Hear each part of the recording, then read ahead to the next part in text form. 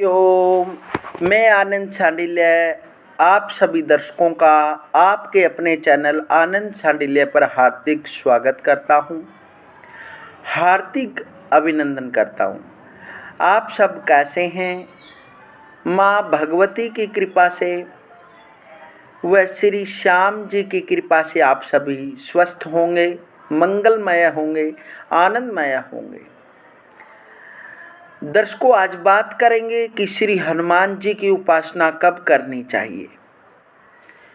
कई बार भक्तों को शंका बनी रहती है कि यदि मैं सुबह या शाम किस समय भगवान श्री हनुमान जी की उपासना करनी चाहिए, उनको कई बार संशय रहता है। तो आज संपूर्ण जानकारी श्री हनुमान जी की उपासना कब करनी चाहिए इसके बारे में जानेंगे। जो दर्शक YouTube, Facebook के माध्यम से जुड़ा हुआ है वह वीडियो को अंतिम तक जरूर देखें और वीडियो को लाइक करें, क्योंकि आप इस चैनल के सदस्य हैं। जो भी इस चैनल पर जुड़े हुए हैं वह इस चैनल के परिवार के हिस्से हैं, सदस्य हैं। आप जो भी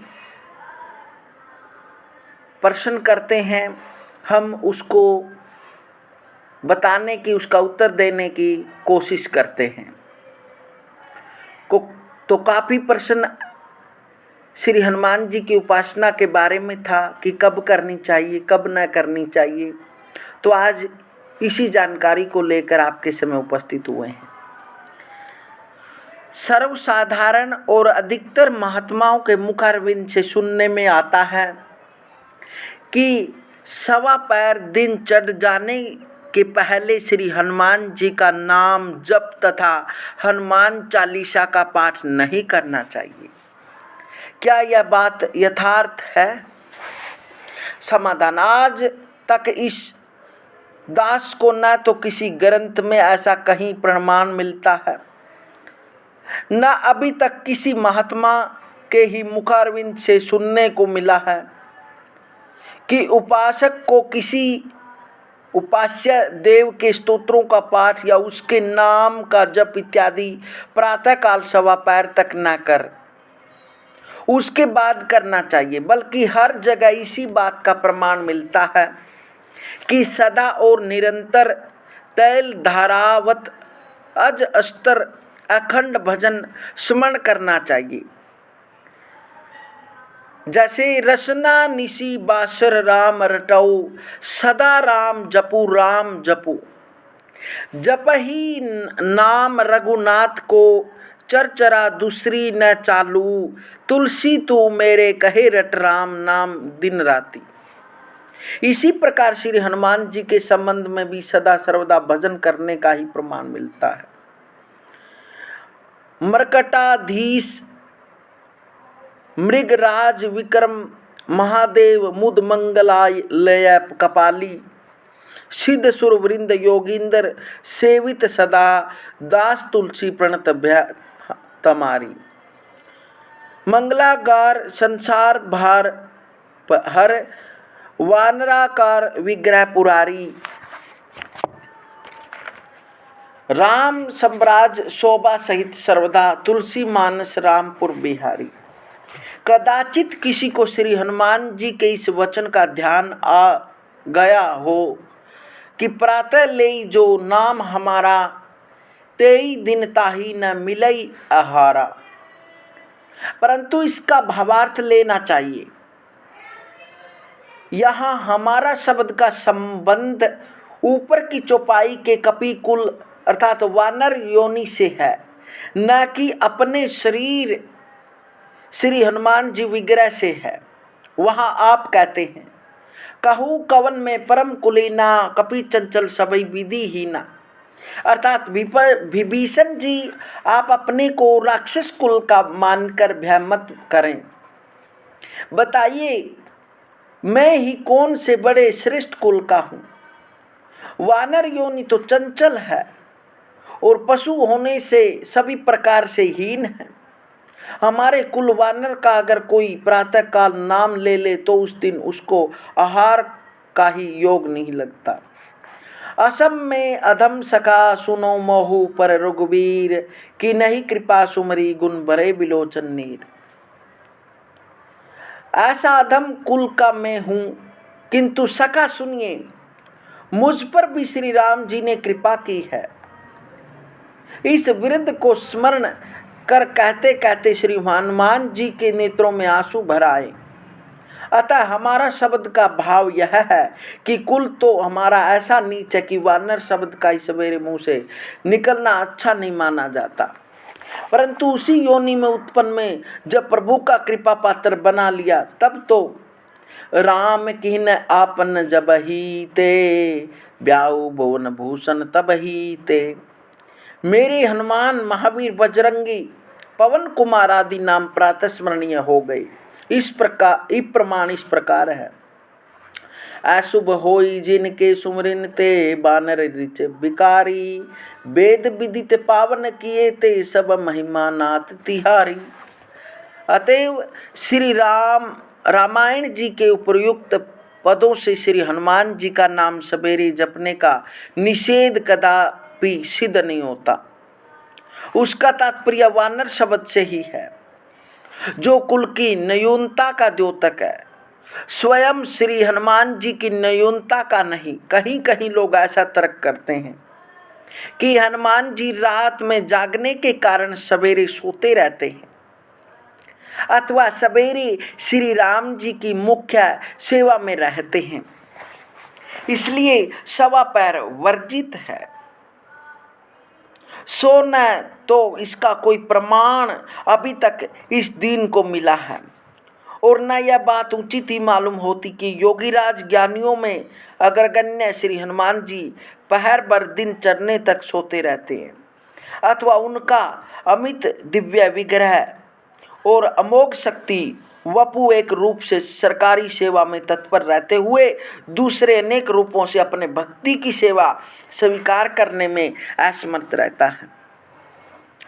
जहाँ प्रेम पूर्वक श्री राम का नाम जप और श्री रामायण जी का पाठ होता है, वहाँ तो श्री मारुति जी सदा मौजूद रहते हैं, चाहे वह प्रातः काल हो या और कोई काल हो।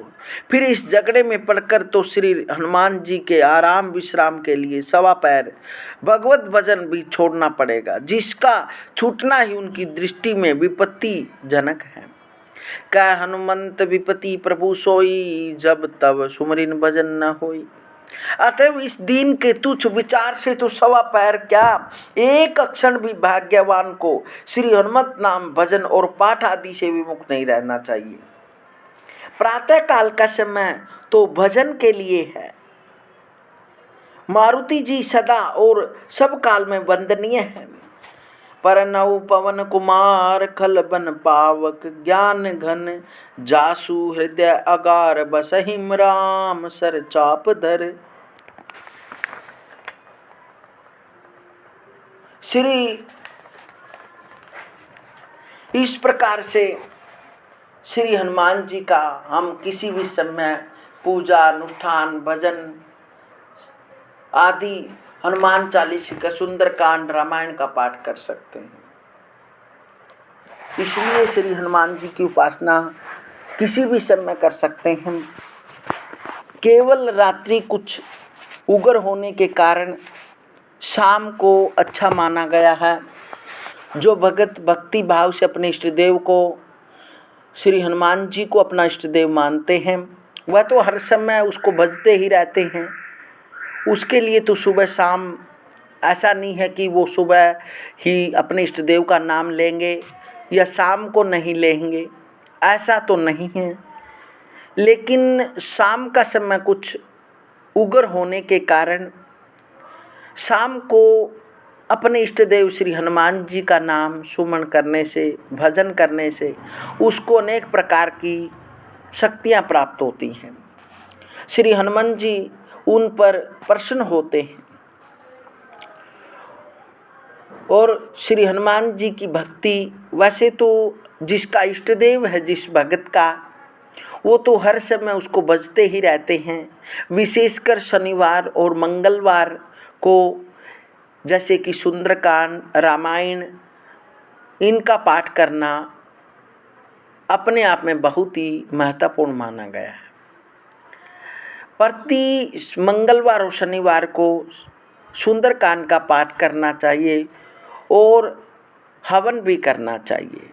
इससे श्री हनुमान की कृपा प्राप्त होती है और येन केन प्राकेन स्वप्न के माध्यम से श्री हनुमान जी के या वानरों के दर्शन होते रहते हैं और भगत के अपने अनुभव ही उसको अनेक प्रकार के भक्ति के कार्य करवाता है। जब भगत को अनुभव होने लग जाते हैं तो फिर वह अपनी अंतरात्मा से, अपने भाव से, श्रद्धा से अपने इष्ट देव को पूजना प्रारंभ कर देता है और इष्ट देव उनके आसपास भी रहते हैं। इसलिए श्री हनुमान जी तो इस जगत में कण कण में विराजमान हैं। वह तो केवल शुद्ध आत्मा और शुद्धि चाहते हैं। जो भगत जन उनको शुद्ध आत्मा से और शुद्धि से उनको ध्याता है, उनको मनाता है, उनका भोग प्रसाद देता है या उनका पाठ करता है, उनका नित्य नेम सुबह सामने नाम लेता है, तो श्री हनुमान जी उस भगत पर कृपा कर देते हैं। अनेक द्वादश नामों द्वारा श्री हनुमान जी को प्रसन्न करें। ओम अमित विक्रमाय नमः, उदधि कर्मणाय नमः, सीता शोक विनाशनाय नमः, लक्ष्मण प्राणदाताय नमः, दशग्रीवाय नमः। अनेक नामों से श्री हनुमान जी को प्रसन्न करें। अवश्य ही आपके हनुमान जी की, आपके इष्ट देवता की आप पर कृपा होगी और आपकी सभी मनोकामनाएं पूर्ण होंगी। मिलते हैं दर्शकों अगले वीडियो में, तब तक हरिओम।